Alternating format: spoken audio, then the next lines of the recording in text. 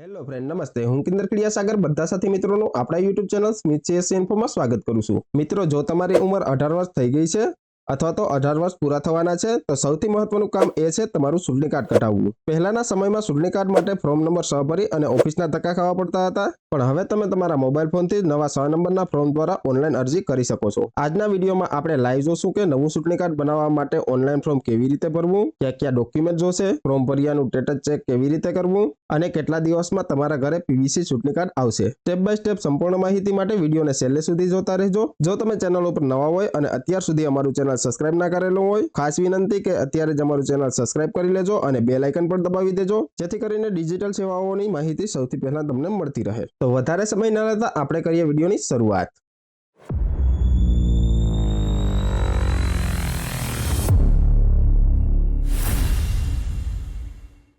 સૌપ્રથમ તમારા પીસી અથવા લેપટોપમાં બ્રાઉઝર ઓપન કરી લેવાનું રહેશે.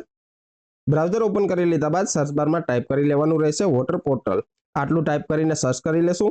સર્ચ કરતાની સાથે જ વોટર સર્વિસ પોર્ટલ આપણી સામે શો થઈ જશે, તો આપણે તેને ઓપન કરી લેશું. વોટર પોર્ટલની જે ઓફિશિયલ વેબસાઇટ છે તેના ઉપર આપણે પહોંચી ગયા છે. આ પોર્ટલમાં ચૂંટણી કાર્ડને લગતી તમામ સર્વિસ ઓનલાઈન આપેલી છે. ઉપરના ભાગમાં તમને બે વિકલ્પો જોવા મળી જશે, એક લોગિન અને એક સાઇન અપ. જો પોર્ટલ ઉપર તમે નવા હોય તો સૌપ્રથમ સાઇન અપ કરી લેવાનું રહેશે, તો આપણે સાઇન અપ ઉપર ક્લિક કરી લેશું.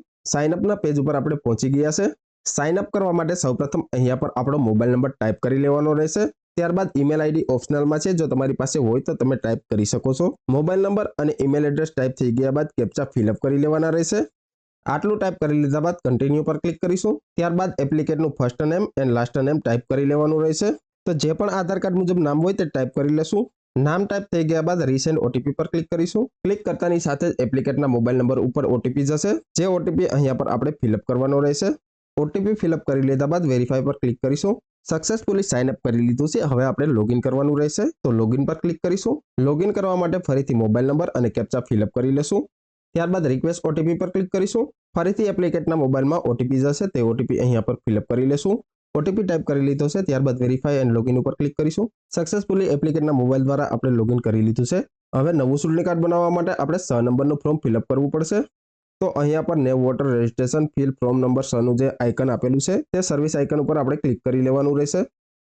ક્લિક કરતાની સાથે જ ફોર્મ નંબર 6 આપણી સામે શો થઈ જશે. જો તમે ગુજરાતી કે હિન્દી લેંગ્વેજ સિલેક્ટ કરવા માંગતા હોય તો અહીંયાથી કરી શકો છો. હવે સ્ટેપ બાય સ્ટેપ આપણે ફોર્મ ફિલઅપ કરીશું. સેશન નંબર A થી ચાલુ કરી અને સેશન નંબર L સુધીની ડિટેલ આપણે ફિલઅપ કરવાની રહેશે. તો સૌપ્રથમ આપણું રાજ્ય અને જિલ્લો સિલેક્ટ કરી લેશું. ત્યારબાદ તમને જે પણ એસેમ્બલી લાગુ પડતી હોય તે સિલેક્ટ કરી લેવાની રહેશે. આટલું કરી લીધા બાદ પેજને આપણે સ્ક્રોલ કરી લેશું. અહીંયા પર તમને બે વિકલ્પો જોવા મળી જશે. પહેલું નેવ ઇલેક્ટોર અને બીજું ઇલેક્ટોર ઇન ઈ-રોલ બિફોર CR 2026. જો તમારા 18 વર્ષ પૂર્ણ થયા હોય અને તમે નવું ચૂંટણી કાર્ડ બનાવવા માંગતા હોય તો તમારે નેવ ઇલેક્ટોર સિલેક્ટ રાખવાનું રહેશે.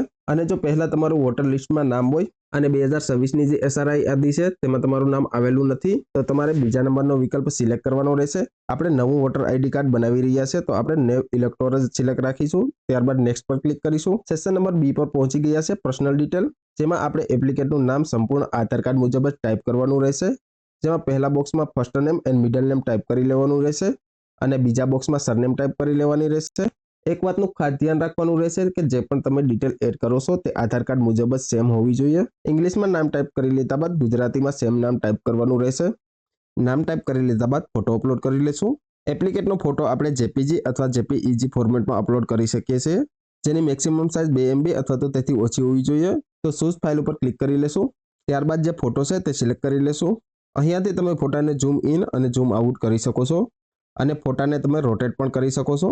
વ્યવસ્થિત ફોટો આપણે સેટ કરી લીધો છે. ત્યારબાદ આપણે સેવ ઉપર ક્લિક કરીશું. હ્યુમન ફેસ ડિટેક્ટેડ સક્સેસફુલીનું જે પોપઅપ શો થઈ ગયું છે તો આપણે ઓકે પર ક્લિક કરી લેશું. ફોટો અપલોડ થઈ ગયા બાદ નેક્સ્ટ પર ક્લિક કરીશું. સેશન નંબર 6 પર પહોંચી ગયા છે. અહીંયા પર રિલેટિવની ડિટેલ એડ કરી લેવાની રહેશે. તો જે પણ તમારું સંબંધી હોય તેની ડિટેલ એડ કરી લેવાની રહેશે. તો અહીંયા પર તમે ફાધર અથવા હસબન્ડની ડિટેલ ટાઈપ કરી શકો છો. રિલેટિવની ડિટેલ એડ થઈ ગયા બાદ નેક્સ્ટ પર ક્લિક કરીશું. Session number D contact detail, તો અહીંયા પર એપ્લિકેટનો મોબાઈલ નંબર અને ઈમેલ એડ્રેસ એડ કરી લેવાનું રહેશે.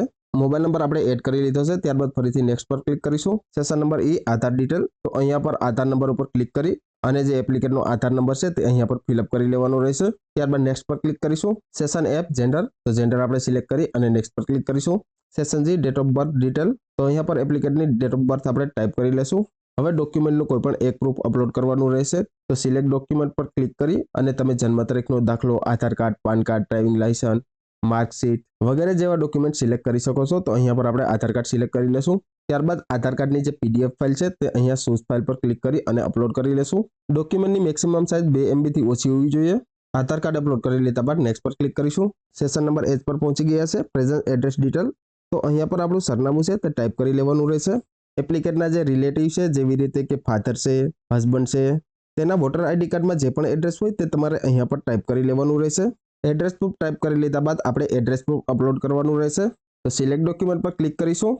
તેમાં પણ અલગ અલગ ડોક્યુમેન્ટ તમે અપલોડ કરી શકો છો, જેવી રીતે કે લાઇટ બિલ પણ અપલોડ કરી શકો છો, આધાર કાર્ડ પણ અપલોડ કરી શકો છો, બેંકની પાસબુક અથવા પોસ્ટ ઓફિસની પાસબુક છે તે પણ તમે અપલોડ કરી શકો છો. તેમાં પણ આપણે આધાર કાર્ડ સિલેક્ટ કરી લેશું. રેસિડેન્ટ ડોક્યુમેન્ટ અપલોડ કરી લીધા બાદ નેક્સ્ટ પર ક્લિક કરીશું. Session number I, category of disability, કોઈ પણ પ્રકારની અપંગતા હોય તો સિલેક્ટ કરવાનું રહેશે, બાકી નેક્સ્ટ પર ક્લિક કરી લેવાનું રહેશે. ત્યારબાદ સેશન છે, તો અહીંયા પર રિલેટિવ નેમમાં ફાધર અથવા હસબન્ડનું નામ ટાઈપ કરી લેવાનું રહેશે. ત્યારબાદ એપ્લિકેટ સાથે જે સંબંધ હોય તે ટાઈપ કરી લેવાનો રહેશે અને જે રિલેટિવ છે તેનો ઇપિક નંબર ટાઈપ કરવાનો રહેશે. તો અહીંયા પર રિલેટિવનો વોટર ID નંબર આપણે ટાઈપ કરી લેશું. આટલું ટાઈપ કરી લીધા બાદ નેક્સ્ટ પર ક્લિક કરીશું. નેક્સ્ટ પર ક્લિક કરતાની સાથે ડિક્લેરેશન શો થઈ ગયું છે.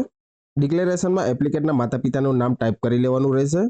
માતા પિતાનો water ID card number available હોય તો અહીંયા પર ટાઈપ કરી લેવાનો રહેશે. લાસ્ટમાં સપોઝ ઇફિક નંબર છે, તો અહીંયા પર આપણે જે હસબન્ડની વોટર ID કાર્ડ નંબર છે તે ટાઈપ કરી લેશું. લાસ્ટ ઓપ્શન આપણે સિલેક્ટ કરી લેશું કે જે લેટેસ્ટ SIR યાદી છે જેમાં આપણું નામ આવેલું નથી, એટલે કે એપ્લિકેટનું નામ નથી. ત્યારબાદ નેક્સ્ટ પર ક્લિક કરીશું. અહીંયા પર આપણું વિલેજ અથવા તો ટાઉન જે પણ હોય તે ટાઈપ કરી લેવાનું રહેશે. તેવી જ રીતે રાજ્ય અને જે જિલ્લો છે તે સિલેક્ટ કરી લેવાનું રહેશે. ત્યારબાદ કેટલા સમયથી તમે રહો છો તે અહીંયા પર ટાઈપ કરી લેવાનું રહેશે. લાસ્ટમાં પ્લેસ ટાઈપ કરી લેશું. ત્યારબાદ નેક્સ્ટ પર ક્લિક કરીશું. લાસ્ટ સેશન ઉપર આપણે પહોંચી ગયા છે. અહીંયા પર આપણે કેપ્ચા ફિલઅપ કરી લેવાના રહેશે. ત્યારબાદ સેન્ડ OTP પર ક્લિક કરીશું. સક્સેસફુલી એપ્લિકેટના મોબાઈલ નંબર ઉપર OTP સેન્ડ કરી દીધો છે. તે OTP અહીંયા પર ફિલઅપ કરી લેશું. ત્યારબાદ પ્રિવ્યુ એન્ડ સબમિટ પર ક્લિક કરીશું. આટલું કરતાની સાથે ફોર્મ નંબર 6 છે તે આપણી સામે શો થઈ જશે, જેમાં સંપૂર્ણ ડિટેલ આપણે ફિલઅપ કરેલી જ છે. જો ફોર્મમાં કોઈ ભૂલ રહી ગઈ હોય તો કીપ એડિટ પર ક્લિક કરી અને એડિટિંગ કરી શકો છો તમે. આપણું ફોર્મ કમ્પ્લીટ છે, તો ફોર્મને ડાઉનલોડ કરી લેશું. ફોર્મ ડાઉનલોડ થઈ ગયા બાદ ઈ-સાઇન એન્ડ સબમિટ પર ક્લિક કરીશું. કન્ફર્મેશનનું પોપઅપ શો થઈ ગયું છે, તો શ્યોર યસ ઉપર ક્લિક કરી લેશું. તો અહીંયા પર એપ્લિકેટનો આધાર નંબર ટાઈપ કરી લેવાનો રહેશે. ત્યારબાદ ગેટ OTP પર ક્લિક કરી અને OTP સેન્ડ કરીશું. આધાર નંબર ટાઈપ કરી લીધો છે, હવે આપણે OTP સેન્ડ કરી લઈએ. સક્સેસફુલી OTP સેન્ડ કરી લીધો છે, તે OTP અહીંયા પર એન્ટર કરી લેવાનો રહેશે. OTP ફિલઅપ થઈ ગયા બાદ ટર્મ એન્ડ કન્ડિશન એગ્રી કરીશું.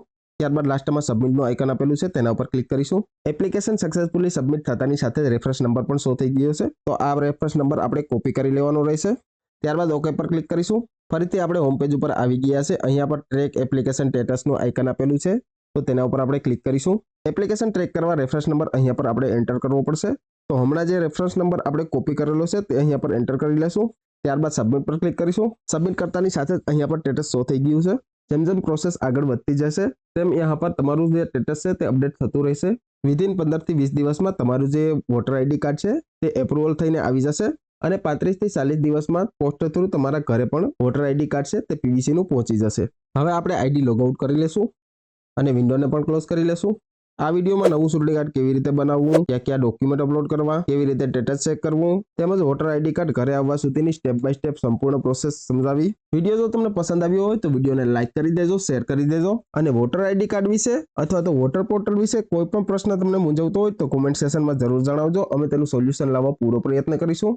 અને હા, અત્યાર સુધી તમે અમારું ચેનલ સબસ્ક્રાઇબ ના કરેલું હોય તો પ્લીઝ ફટાફટ ચેનલને સબસ્ક્રાઇબ કરી લેજો, જેથી કરીને આવી જ લેટેસ્ટ ડિજિટલ સર્વિસ તેમજ નવી સરકારી યોજનાકીય માહિતી સૌથી પહેલા તમને મળતી રહે. તો આ વિડીયોમાં આટલું જ. હવે મળીશું નેક્સ્ટ વિડીયોમાં નવી જ માહિતી સાથે. Thank you friend.